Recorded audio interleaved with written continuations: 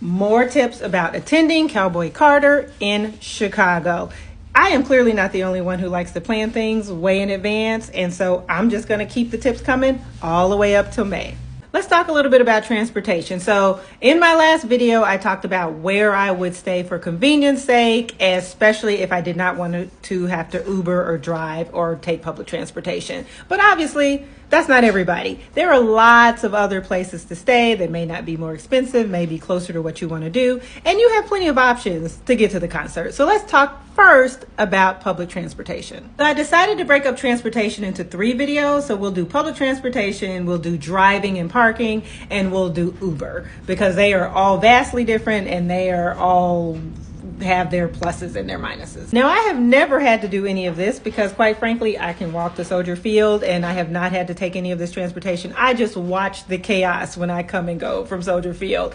And I have to say, the closer I could get, that would be better if I was having to take transportation. And there are a few different bus lines that will get you close, but the 146 is the one you really want if you want to get right over to Museum Campus, right next to Soldier Field. Now, the 146 is perfect if you are staying north on Michigan Avenue or even down in the loop around State Street. It goes comes south on Michigan Avenue, down State Street, and will take you right over to Museum Campus. So for those people who I know mentioned that they were staying in the loop or even staying further north, if you can hop on the 146, to me, that sounds like the best bet. CTA is $2.50. It will put you right there at Museum Campus, and you will not have to walk the additional 20 plus minutes that you would have to walk from the train or other bus stops.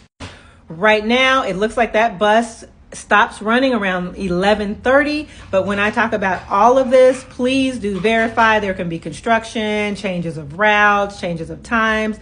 Definitely check your route schedule as we get closer or the day of. But right now, the 146 runs until 11:30, which means you could take it there and you could probably get it back.